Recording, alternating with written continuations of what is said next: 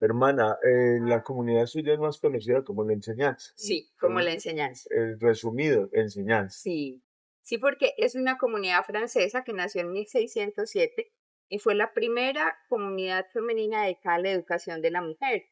Entonces, ellas eran religiosas de clausura, pero dedicadas a la educación de la mujer. Y eso era tan raro, tan extraño, que la gente decía, ¿quiénes son esas? Las de la enseñanza. Entonces es como el apodo, o sea, pasaron a España, ¿quiénes son esas? Las de la enseñanza. A México, ¿quiénes son esas? Las de la enseñanza. Y también acá a Colombia, pues fueron las primeras en llegar con propuestas de educación femenina hace ya 242 años. Entonces, ¿quién es esa? La de la La de enseñanza. la enseñanza. Esa es hermana, el sínodo. ¿Qué novedades usted le encuentra a este sínodo de la sinodalidad? Bueno, el sínodo, comunión, participación y misión. Eh, el propósito fundamental del sínodo es ayudarnos como en dos aspectos. Uno, que haya menos clericalismo, es decir, que haya una purificación de los modos relacionales, más circularidad, más horizontalidad, más participación, más consulta, más conciencia de que todos somos pueblo de Dios, de que estamos llamados todos a trabajar por la edificación de la iglesia. Y de otro lado, pues la invitación a una iglesia más misionera, más en salida, una iglesia más comprometida con la realidad de todos los seres humanos y en una clave que es la clave de la misericordia. La otra gran novedad que tuvo este sínodo fue el método, porque cambió un poco toda la estructura tradicional de los sínodos y el método que se llama conversación en el espíritu, pues ha sido un método que ha posibilitado discernir para pensar y para buscar juntos cuál es la voluntad de Dios. Hermana, ¿y cuál fue el papel suyo y de la mujer en el sínodo? Bueno, ya desde hace muchos años hay mujeres que participamos en procesos sinodales. Ya hubo mujeres que participaron en el Concilio Vaticano II y hubo mujeres que estuvieron en los distintos sínodos, en el de la familia, en el de los jóvenes, el de la evangelización. La diferencia de este sínodo es que las 54 mujeres que participaron tuvieron derecho a voz, pero tuvieron derecho también a voto. Por primera vez en la historia de la iglesia y en la historia de los sínodos, las mujeres tenemos derecho a votar. ¿Y cuál es el papel? Pues la misión de todos los que estábamos ahí era ayudar a construir la iglesia y ayudar a pensar un poco en dinámica de reino de Dios, de cómo leemos este momento histórico, cómo interpretamos este momento histórico para entender qué quiere Dios de nosotros y para poder servir de una manera nueva. Entonces, todas las mujeres que estábamos ahí participamos activamente en todos los procesos de discernimiento, en todas las reflexiones, en toda esa dinámica de construir juntos lo que se incluye como querer de Dios para la iglesia en este momento. Hermana, yo hay veces me tiro para atrás. Dame la definición de sínodo. Bueno, la sinodalidad, sínodo es propiamente la asamblea, pero la sinodalidad es la disposición a caminar juntos. Esa es la sinodalidad, pero no a caminar de cualquier manera, sino al ritmo del espíritu. Entonces, la sinodalidad es ese camino que hacemos en iglesia, conscientes de que somos pueblo de Dios, conscientes de que somos hermanos, pero sabiendo que el protagonista de nuestra vida es el Espíritu. Y por eso la sinodalidad supone unas actitudes, supone escucharnos, supone reconocer la dignidad común que tenemos, supone valorarnos en nuestras diferencias y supone querer vivir en misericordia, porque los procesos sinodales y el espíritu de la sinodalidad tiene sentido en función de la misión, en función de la entrega de la iglesia. ¿Usted cree que a partir de ahora los sínodos serán más parecidos a este o más parecidos al anterior? Más parecidos a este proceso ya no tiene reversa, no, porque no depende de quién es el líder de turno. Esto ha sido como la manera como el espíritu nos ha ido conduciendo. Entonces, todos los sínodos, independientemente de cuál es la temática que aborden, van a respetar ya una manera, y es la manera de un método en el que la clave sea discernir, o que la clave sea preguntarnos qué quiere el Espíritu Santo, sea escucharnos, sea construir juntos, sea participar, sea ensanchar los cauces también de la consulta. Yo creo que eso no tiene revés. Hermana, el documento final del sínodo, ¿qué nos apunta? ¿Cuál es la dirección? ¿A qué nos conduce? ¿Qué le aporta a la iglesia, al mundo? Bueno, el documento final tiene 5 partes. Ojalá que todos ustedes lo lean. Empieza con una introducción, tiene también una conclusión, pero luego 5 partes en las que se nos invita a la conversión. Todas las partes nos invitan a la conversión. La conversión de las relaciones, la conversión de los procesos formativos, la conversión de los vínculos. El documento nos da claves, pero también nos da criterios que nos permiten luego en las iglesias diocesanas, en las iglesias locales, en los grupos, en las comunidades en las que estamos, pensar cuáles de esos elementos pues tendríamos cada uno de nosotros como católicos la misión de ayudar a que bajen.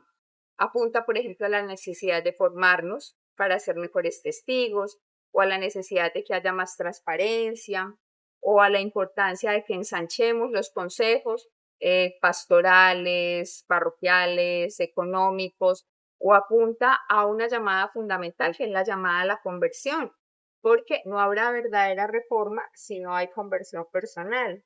La reforma de las estructuras supone una reforma de las actitudes. Entonces, a todo eso apunta el SINO. El documento final hace un énfasis muy significativo en la necesidad de convertir los modos relacionales para que las relaciones sean desde el respeto, para que sean las relaciones, purificar los modos relacionales para poder vivir más al estilo de Jesús.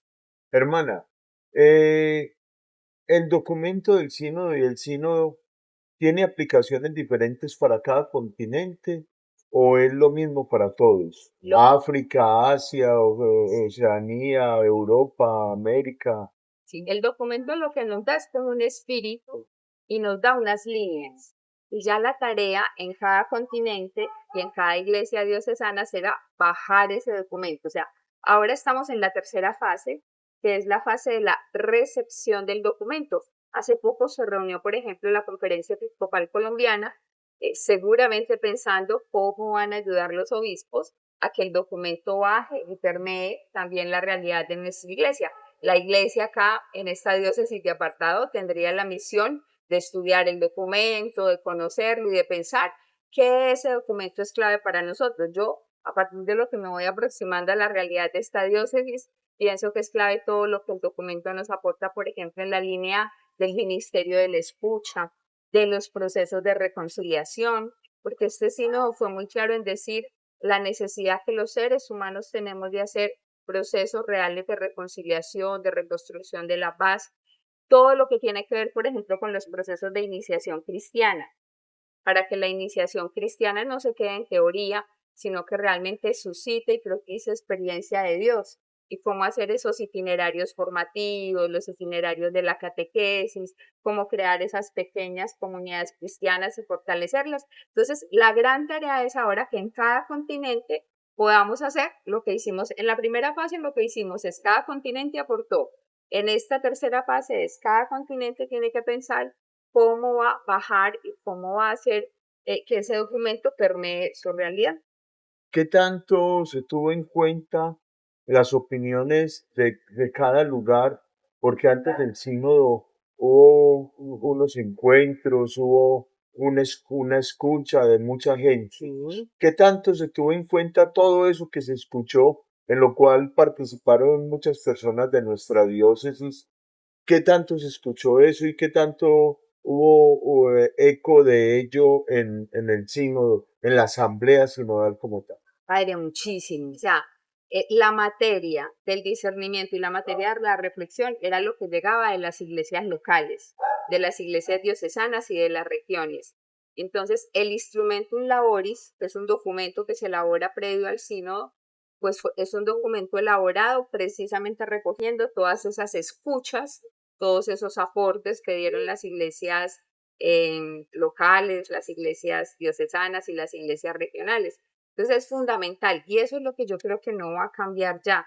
O sea, no puede haber ya ningún proceso sinodal que no incluya una escucha seria, una escucha respetuosa, una escucha discerniente al pueblo de Dios y que retome eso para realmente juntos buscar la voluntad de Dios. Hermana, ¿usted cómo ve nuestra conferencia episcopal siguiendo ese sínodo? A mí me da mucha esperanza lo que he percibido estos últimos años, porque estos últimos años, por lo menos las 2 últimas o 3 últimas conferencias episcopales, yo veo que se está tomando seriamente la recepción de los documentos, el querer estudiarlos, el ver cómo los aplican a los planes pastorales de la diócesis. Y yo veo que nuestra iglesia está caminando pues en una línea del trabajo reconciliación, del trabajo misericordia y con la conciencia de que estamos llamados a ser iglesia misionera. Y en ese sentido, pues yo creo que se están dando pasos que son significativos. Siempre podemos más y siempre podemos escuchar más la realidad para que pues todo sea también como más acorde a la coyuntura, al momento histórico, pero más inspirado también por lo que Dios tiene para decirnos. Pero yo veo pues muchos obispos intentando realmente apropiarse, veo procesos bonitos, soy consciente de que también en algunas diócesis no se han involucrado lo suficiente, eso se sabe y lo sabemos, pero yo veo que hay algunos de nuestros obispos que han asumido con muchísima seriedad este proceso sinodal y que están haciendo cosas muy bonitas, tanto en la primera fase, que fue la fase de escucha, como ahora en esta fase, que es la fase de implementación. Hermana, yo pienso algo más que decirnos del chino. ¿Usted qué piensa que No, sería bueno decirle a esta diócesis? bueno, invitarlos a todos. Ustedes están en un territorio que es muy bello, pero también un territorio que ha sido atravesado hace unos años por la herida de la violencia. Entonces, en un territorio así, seguir trabajando por una iglesia hermana, por una iglesia discípula, por una iglesia capaz de acercarse a las comunidades, de escuchar. Todos somos responsables, los ministros ordenados, los religiosos, los laicos, todos somos corresponsables en este hoy de la iglesia y la clave es asumirnos en estado de misión. Y asumirnos en estado de misión es reconocer que tenemos que salir, ser iglesia samaritana, iglesia que se aproxima a las personas, iglesia que explícitamente da cuenta del mensaje de Jesús, iglesia que trabaja por relaciones más sanas y más fieles. Hermana, hasta aquí el sínodo. Muy bien. Ya de ahí yo le quiero preguntar y conversar otra cosita. La salud del Papa. Bueno, estamos todos muy preocupados. Hoy justo hace un rato leíamos que pues ya no es solo la neumonía, sino que ahora pues tiene también un problema con sus plaquetas, que hoy ¿Qué era lo que temían los médicos? sí, En la conferencia que dieron los médicos ayer ayer, sí, dijo que lo más peligroso era que el virus se pasara a la sangre y que podía ser fatal. sí, Y en esa etapa estamos, parece. pues parece que estamos como ante una anemia y bueno, que le tuvieron que hacer una transfusión de sangre hoy y que le tuvieron que poner oxígeno. Yo personalmente pienso que el Papa es un hombre muy fuerte, que el Papa es un hombre que nos ha entregado todo, que ha entregado todo, todo a esta iglesia. En mucha fidelidad a Dios, él ha consumido su vida por esta iglesia y bueno, nos toca a todos orar por él, solo Dios sabe qué pasará, pero nos toca a todos orar por él y orar agradeciendo esa vida donada, esa vida entregada. Yo estuve hace 3 semanas en Roma en el Jubileo de la Comunicación. Lo vio. Sí, lo vi y ya en el Jubileo de la Comunicación ya él estaba un poco asfixiado, no pudo leer la homilía en el Jubileo de la Comunicación, eh, pero estando así, terminó la audiencia y se fue a saludar a todo el mundo, terminó la audiencia y se fue para una ceremonia que había también como de reconciliación. O sea, el Papa es un hombre, es un trabajador incansable del reino, es un hombre que da la vida y pues bueno, esto que está viviendo es un poco el proceso natural que todos vivimos de abrazar también la fragilidad, de abrazar la enfermedad. Yo creo que pues nos toca a todos orar mucho por él y orar agradeciendo su vida, su entrega y la manera como él nos ha ayudado a volver al origen, a volver al evangelio, a reconocer que lo importante es aprender y es vivir el modo de Jesús.